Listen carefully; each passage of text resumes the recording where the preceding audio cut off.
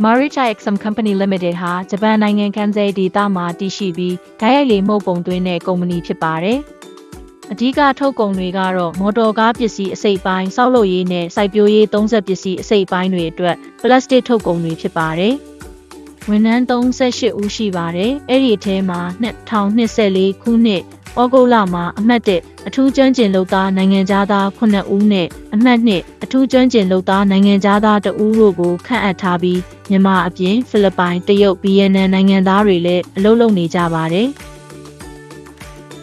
Marucha Exum Company Limited ဟာနိုင်ငံသားအထူးကျွမ်းကျင်လုပ်သားလူစွမ်းအားအရင်းမြစ်တွေခန့်အပ်တာနဲ့ပတ်သက်ပြီးမိမိတို့ကုမ္ပဏီကနေနည်းပညာလေ့လာရေးပြီးမြောက်ထားသူတွေနဲ့အခြားကုမ္ပဏီကနေအလုပ်ပြောင်းလာတဲ့မိမိတို့ကုမ္ပဏီကမှတ်တဲ့အထူးကျွမ်းကျင်လုပ်သားနိုင်ငံသားတွေရဲ့အတိမိတ်ဆွေတွေကိုအလုပ်ခန့်အပ်ပေးလျက်ရှိပါတယ်။ဒါအပြင်အလုပ်ကိုင်ရှာဖွေရေးအေဂျင်စီတွေကနေတဆင့်လုပ်သားစုဆောင်းတာမျိုးလည်းရှိပါတယ်။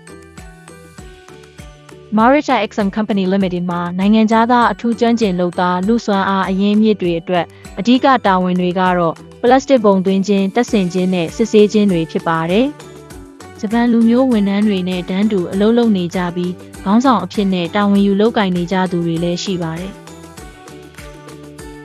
Marucha Exum Company Limited မှာဝန်ထမ်းတွေအားလုံးရဲ့ထက်ဝက်လောက်ကနိုင်ငံသားတွေဖြစ်တာကြောင့်နိုင်ငံသားအထူးကျွမ်းကျင်လုပ်သားလူစွမ်းအားအရင်းမြစ်တွေကိုလည်းအနာဂတ်အတွက်ရည်ရွယ်ပြီးစီမံခန့်ခွဲရေးတာဝန်တွေနဲ့ထိတွေ့ရှိစေလိုတယ်လို့စဉ်းစားထားတာကြောင့်စီမံခန့်ခွဲရေးနဲ့ပတ်သက်တဲ့သင်တန်းတွေကိုကုမ္ပဏီတွင်းမှာကျင်းပပေးလျက်ရှိပါတယ်။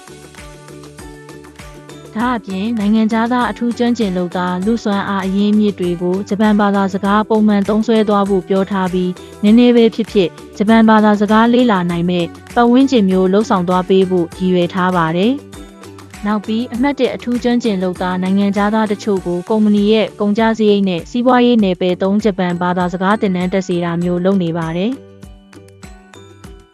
Marucha Exum Company Limited မှာနိုင်ငံသားအထူးကျွမ်းကျင်လုပ်သားလူစွမ်းအားအရင်းမြစ်တွေဟာဂျပန်လူမျိုးတွေခန့်အပ်ဖို့ခက်ခဲတဲ့အနေအထားမှာအဖို့တန်အင်အားတွေပဲဖြစ်ပါတယ်။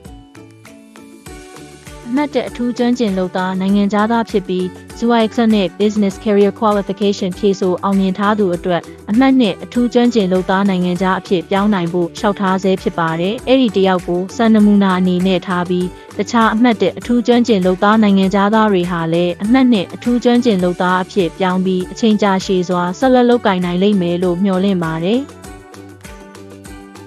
နိုင်ငံသားအထူးကျွမ်းကျင်လုပ်သားလူစွမ်းအားအရင်းမြစ်အနေနဲ့အလုပ်လုပ်နေကြတဲ့သူတွေစီကနေဒီလိုစကားသံတွေကြားရပါတယ်။